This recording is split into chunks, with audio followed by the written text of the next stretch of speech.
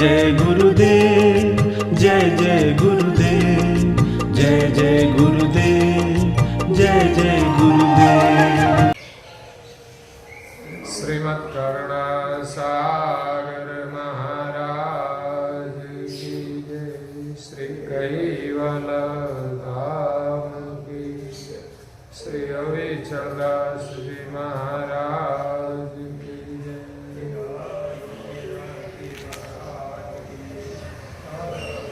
सबके उत्साही, सबके उत्साही, सबके उत्साही।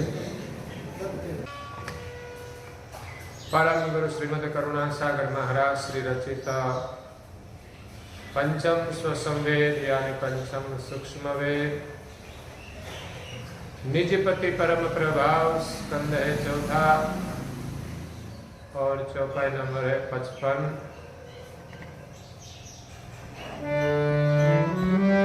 तिलक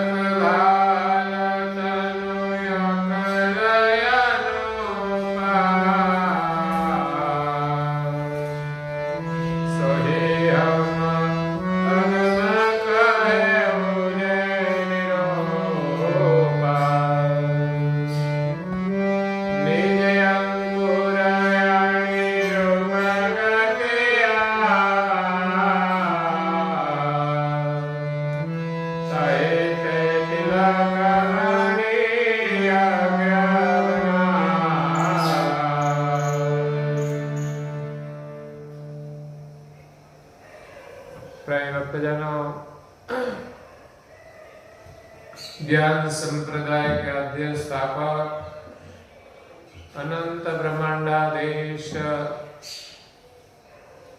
कैवल कर्ता के परम विशेष अंश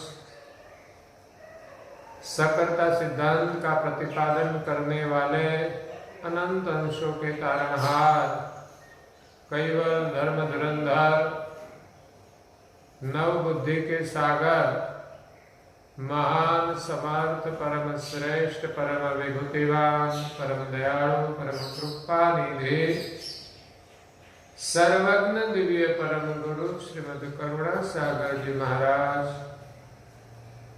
जगत के जिज्ञासु और मुमुक्षु अंशों को यथार्थ ज्ञान का उपदेश देते हुए स्वरचित पंचम स्वसंवेद ग्रंथ के चौथे स्कंद की 55वीं चौपाई में निजपति परम प्रभाव का वर्णन करते हुए अपनी अलौकिक अमृतमय वाणी में कहते हैं कि तिलक भाल तनु अकल अनुपा सोई हम अगम कहे हूँ जे निरूपा। दिव्य परम गुरु यहाँ भाल तिलक का वर्णन करते हैं। आगे परम गुरु ने विस्तार से भाल तिलक का वर्णन किया, लेकिन यहाँ लक्ष्य की बात आती है कि भवसागर से मुक्त होने के लिए भवसागर को तैरने के लिए जीव को सद्गुरु के शरण में जाना चाहिए और सद्गुरु हमें निज लक्ष्य प्रदान करते हैं। निज लक्ष्य मतलब निज कर्ता और निज का मतलब है हम कौन है, हमारे कर्ता कौन है, उनकी पहचान कराने वाला जो लक्ष्य है उनको कहते हैं निज लक्ष्य। तो परम गुरु जी ने यहाँ जो कोई उनके शरण में आते हैं उनको निज लक्ष्य की समझ दी है कि निज कैवल कर्ता अंश आपू। परम गुरु जी ने जो मंत्र दिया है उनका आशय है कि मैं कैवल कर्ता का अंश हूं। यही लक्ष्य जो कोई निज सदगुरु के शरण में जाता है, जो कोई परम गुरु जी के शरण में जाता है, या तो परम गुरु की जो परंपराएं हैं जिनके पास ये लक्ष्य है, उनके शरण से ये अमर मंत्र मिलता है। यही लक्ष्य का जाप करते करते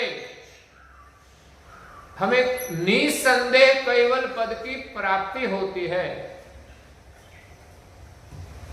तो ये अमर मंत्र का जाप हमें नियम से करना चाहिए, श्रद्धा से करना चाहिए और एकाग्रता से करना चाहिए। नियम का मतलब है कि परम गुरु जी ने हमें जो आज्ञा दी है कि हर दिन इतना जाप अवश्य ही करना। सूर्योदय के पहले स्नान करके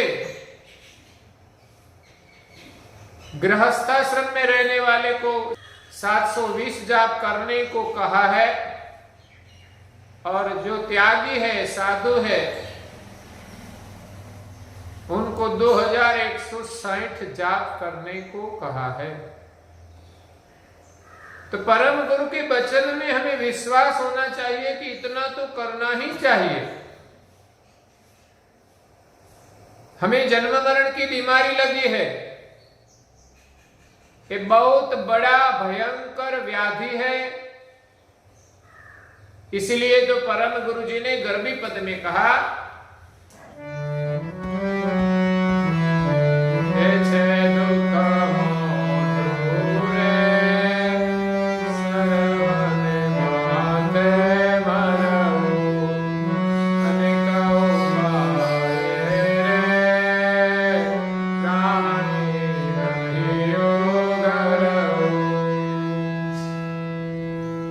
जन्म मरण का दुख इतना भयंकर है कि अनेक उपाय करने से भी मृत्यु से हम बच नहीं सकते। चाहे हम देवधाम में जाए, लेकिन मृत्यु हमारा पीछा नहीं छोड़ती। ब्रह्मा, विष्णु, महेश, शक्ति और निरंजन के धाम तक काल का पसारा है, इसलिए वहां तक कोई छूटने वाला नहीं है। देव ने दानव रे मानव माया माणी, मरण न मुके रे कौन राजा कौन रानी। स्थावर जंगम जंतु तंतु जैने, सुरपति अजल गिरे काल न मुके केने। देवों को भी काल छोड़ता नहीं, तो फिर हम देवों के शरण में जाए तो काल से कैसे बच सकते हैं। काल से छुड़ाने के लिए सर्जनहार के सानिध्य में से उनके परम विशेष अंश परम गुरु श्रीमद करुणा सागर महाराज इस विश्व में अमर मंत्र की गति लेकर आए हैं, जिस मंत्र से हमें अमर गति प्राप्त होती है, अपना स्वरूप का अनुभव होता है। आत्मा तो अजर अमर है, लेकिन उनकी पहचान महत्व की है, क्योंकि जीव पंच शरीर में भिन्न भिन्न देवों के अधिष्ठान में अपना इष्ट मानकर वो देह की अस्मि को ही अपना स्वरूप मान लेते हैं। इसलिए अपने स्वरूप की अनुभूति नहीं होती। जो अपना स्वरूप पंच देह की पार है, इस चैतन्य स्वरूप का ज्ञान और अनुभव लेकर दिव्य परम गुरु जी इस विश्व में आए हैं। तो ये बड़ा भयंकर महारोग है, कोरोना से भी खतरनाक है। ऐसे तो कई प्रकार के भयंकर रोग हम देखते हैं, कैंसर आदि, जिस रोग से लोग कैंसर हो जाते हैं, लेकिन ये जन्म मरण का जो रोग है वो बहुत भयंकर है। दुनिया में कई महापुरुष हुए, उसने धर्म का उपदेश दिया, ज्ञान दिया, उसने भी कोई न कोई इष्ट का मंत्र दिया, लेकिन यही मंत्र से जन्म मरण की व्याधि मिटने वाली नहीं है। हाँ, वो मंत्र वो देव धाम की प्राप्ति कराते हैं, लेकिन जन्म मरण से मुक्ति नहीं करा सकते। तो दिव्य परम गुरु अमर मंत्र रूप औषधि लेकर आए हैं। जैसे वेद देत औषध को, चारि बिनु रोग न जाई, हम वैदक भव दुख दर्द के, पथ बिनु पद नहीं पाई। जिस प्रकार शरीर के रोगों में वैद्य रोग को दूर करने के लिए औषधि देते हैं, तो शरीर का रोग दूर होता है। इसी प्रकार परम गुरु जी कहते हैं कि मैं भव दुख का जो रोग है उनको मिटाने के लिए आया हूं। हम वैदक भव दुख दर्द के, मैं भी वैद्य हूं, ऐसा दिव्य परम गुरु जी कहते हैं। और भव दुख की जो व्याधि है वो मिटाने के लिए अमर मंत्र रूप औषधि लेकर आया हूं। लेकिन चारि बिनु रोग न जाई, जैसे शरीर का रोग को दूर करने के लिए उनकी चरी का पालन करना पड़ता है। डॉक्टर या तो वैद्य जो औषधि देता है उनका हम सेवन करें, लेकिन चरी का पालन न करें, मतलब कि उसने जो कुछ नियम दिए हैं, क्या खाना क्या नहीं खाना, वो प्रधान बात है।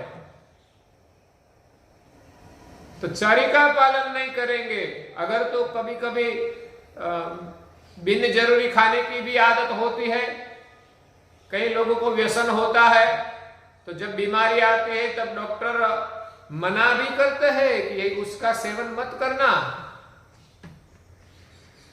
लेकिन कई ऐसे दर्दी देखे हैं कि चोरी चुपके से भी व्यसन का सेवन कर लेते हैं, तो उनका रोग मिटने वाला नहीं है। इसीलिए भवसागर से हमें मुक्त होना हो तो हम परम गुरु रूप वैद्य के पास जाए और हमारे रोग का निदान करे ज्ञान से, सत्संग से। और परम गुरु जी हमें जो आज्ञा देते हैं, इस प्रकार औषधि का सेवन करें। कब उठना, उठकर क्या करना, हमने जो मंत्र दिया है वो प्रधान औषधि है।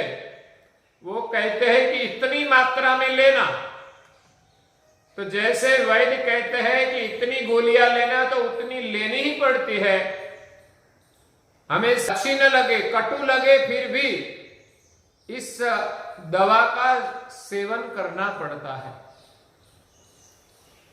तो परम गुरु जी हमें अमर मंत्र की दवाइयां देते हैं और मात्रा दी है कि गृहस्थाश्रम में 720 जप करना, और जो त्यागी है, सन्यासी है, साधु है, उनको 2160 जप करना, तब उनका जन्म मरण का रोग मिटेगा। और साथ साथ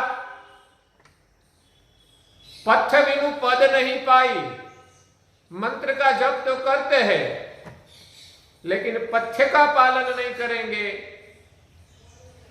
संयम नियम का पालन नहीं करेंगे, आचार विचार का पालन नहीं करेंगे, तो हमारा रोग मिटने वाला नहीं है। तो वैद्य हमें दवाइयां देता है, उनकी मात्रा के अनुसार उनका सेवन करना पड़ता है। उसी प्रकार हम अमर मंत्र का जाप नियम से करें कि इतना जाप हम हर दिन करेंगे। शायद प्रारंभ में हम थोड़ी मात्रा से शुरू करेंगे। शरीर के रोग में क्या होता है कि प्रारंभ में ज्यादा मात्रा होती है और धीरे धीरे कम हो जाती है। जब ये अमर मंत्र का सेवन में जब साधक नया है तो प्रारंभ में 1 माला का जप करते हैं, 2 माला का जप करते हैं, 120 जप करे, 240 करे, इसी प्रकार शुरू होता है। और अभ्यास होने के बाद परम गुरु की आज्ञा के अनुसार हम मंत्र का जप करें। ऐसा नहीं कि मंत्र जप हम कंपटीशन से करें। कभी कभी कंपटीशन में मंत्र की गिनती होती है, लेकिन एकाग्रता है कि नहीं वो भी महत्वपूर्ण है। सिर्फ गिनती महत्व की नहीं है। हम जितना मंत्र जप करें वो श्रद्धा से करें। एक तो नियम महत्वपूर्ण है कि हर दिन हम इतना जप अवश्य करें और वो श्रद्धा से करें, और तीसरा है एकाग्रता से करें। जितना एकाग्रता से मंत्र जप होगा उतना ही बड़ा लाभ होगा, उतना ही पूर्ण लाभ होगा। तो यहां दिव्य परम गुरु जी कहते हैं कि मैंने जो आपको लक्ष्य मंत्र दिया है वो लक्ष्य है। मैं कौन हूं? मैं निज कैवल का अंश हूं और निज कैवल कर्ता को मैं प्रणाम करता हूं। यही भाव से हम मंत्र जप करें। ये लक्ष्य का जाप करते करते अंश को अपने स्वरूप का अनुभव होगा, जन्म मरण से मुक्ति मिलेगी और अंत में परम गुरु की करुणा से उनको कैवल धाम की प्राप्ति निसंदेह होगी। ये विश्वास होना चाहिए। इसीलिए तो हम नियम से जप करें कि कुछ भी हो जाए हम इतना जप तो अवश्य करेंगे ही। तो ये हमारी श्रद्धा है और एकाग्रता से जप करना है। इसलिए दिव्य परम गुरु जी ने हमें उनका प्रतीक दिया है। एकाग्रता का प्रतीक है भाल तिलक। ऐसा नहीं कि सिर्फ ललाट में हमने कर लिया तो हो गया काम, लेकिन उसमें हमारी श्रद्धा होनी चाहिए। तिलक की हमारे पास समझ भी होनी चाहिए और तिलक के साथ साथ तिलक की गति के अनुसार हम भजन करें। इसलिए तो परम गुरु जी ने कहा कि भाल तिलक और भजन कैवल का, जम जुत कुल नहीं डरप अमल का। भाल तिलक और कैवल भजन दोनों साथ करे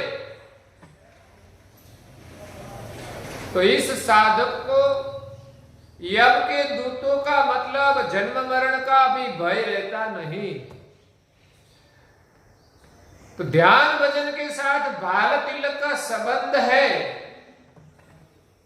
परम गुरु जी इस भाल तिलक की महिमा का वर्णन करते हैं कि तिलक भाल तनु अकल अनूपा। भाल तिलक का जो स्वरूप है वो अकल है और अनुपम है। बाल तिलक की गति वो अणियग्र है और उनका जो स्वरूप है वो अनुपम है। इस बाल तिलक के प्रतीक के अंदर ही हमारे स्वरूप की गति सम्मिलित हुई है। ज्ञान दृष्टि से हम भाल तिलक को देखें तो ये भाल तिलक अणियग्र है, ऊर्ध्व गति का प्रतीक है, अकल स्वरूप है, अनुपम है। जो हमारा स्वरूप अकल और अनुपम है उनकी हमें पहचान कराते हैं। सोयम अगम काहेउ जे निरूपा। दिव्य परम गुरु जी कहते हैं कि जो अगम निरूपण है वो मैं आपको कहता हूं। बाल तिलक की गति अगम है, उनका निरूपण करते हुए कहते हैं कि निज अंकुर अणिरूप गति आवा। निज अंकुर इस शरीर को चलाने वाला चैतन्य अंश निज अंकुर है। अणिरूप गति आवा, अंश की गति अणियग्र है, बाल तिलकवत है। कैवल धाम से जब सभी अंश इस सृष्टि में आए तब अणियग्र गति से आए हैं। जिस अणियग्र गति में अपने स्वरूप की स्मृति थी, अपने सृजनहार की स्मृति थी, लेकिन यहां संसार में आकर अंश विषय विलास के भोग में अपनी जो अणियग्र गति थी वो कुंठित हो गई। अब अणियग्र गति के बिना अंश इस माया के आवरण को छेद कर वापिस नहीं जा सकते। तो परम गुरु जी यहां ज्ञान के माध्यम से एक गति लेकर आए हैं और तिलक के रूप में हमको एक गति का प्रतीक सिंबल दिया है। ये तो आपके स्वरूप का प्रतीक है, क्योंकि जो गति हमें देखी नहीं है वो हमें कैसे पता चले कि कैसी है। जहां हमें जाना है उनका कोई एड्रेस तो होना चाहिए। तो हमारे लिए निज स्वरूप की पहचान के लिए परम गुरु जी ने जो मंत्र दिया है वही हमारा एड्रेस है, और तिलक के रूप में उनका प्रतीक दिया है। तो श्रद्धा और प्रेम से तिलक धारण करके भाल तिलक की गति के अनुसार एकाग्रता से हम लक्ष्य भजन करें तो हमारी वृत्ति प्रकृति के तरंगों से मुक्त होकर निज कर्ता का भजन करती है। परम गुरु जी ने भजन करने की गति इस भाल तिलक के सिंबल में समाई है। भाल तिलक की आकृति जिस प्रकार की है उसी प्रकार हम भजन करें। परम गुरु जी ने कहा है कि नयन नासिका प्रिय तंत सारा, तब सुलझे निज लक्ष्य विचारा। हमारी दो आंखों की दृष्टि नासिका के अग्रभाग पर केंद्रित करके ध्यान भजन करें।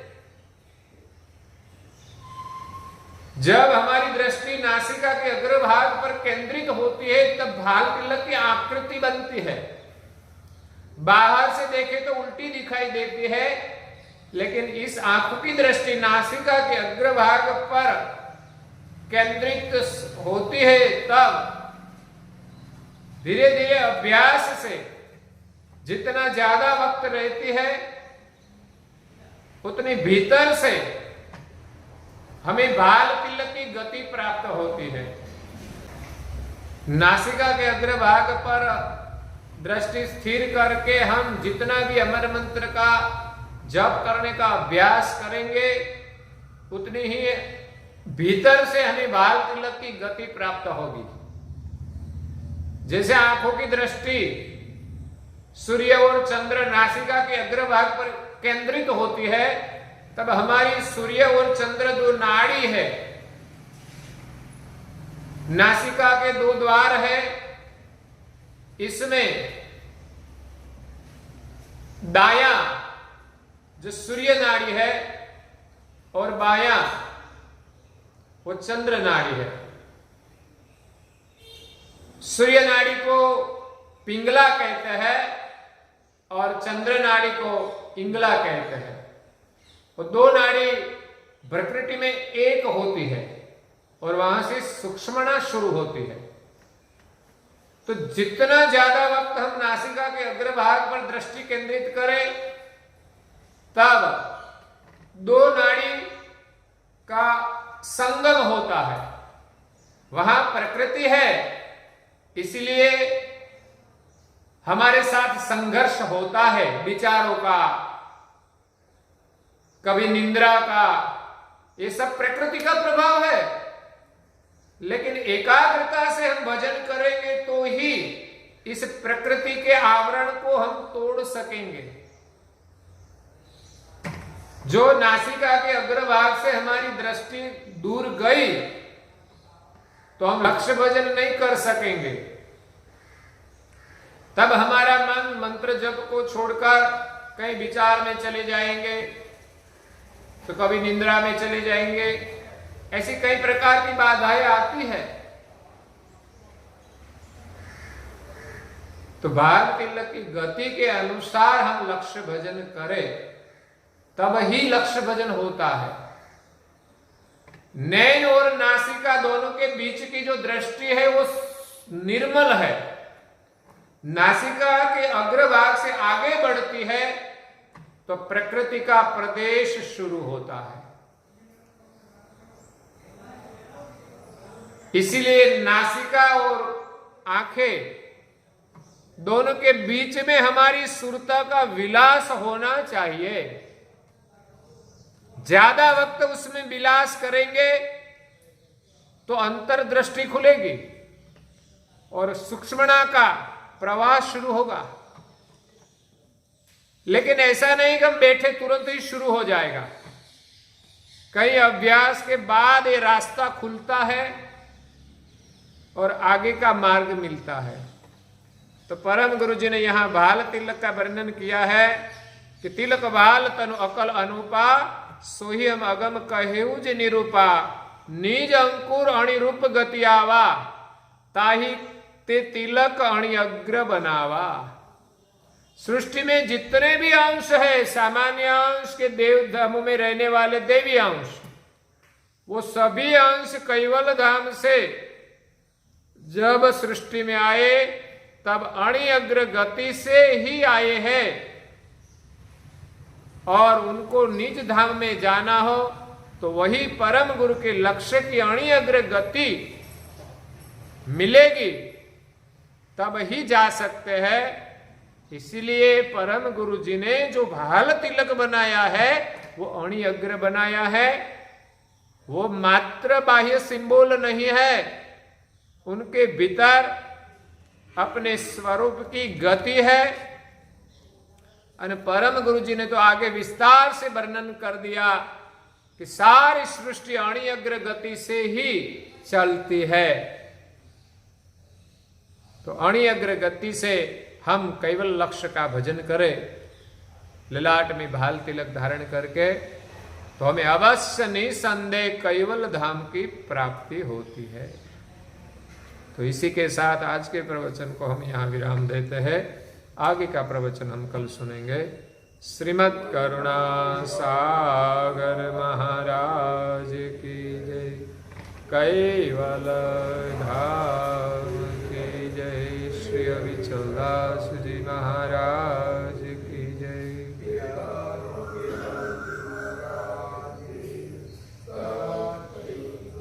सत केवल साहे, सत केवल साहे।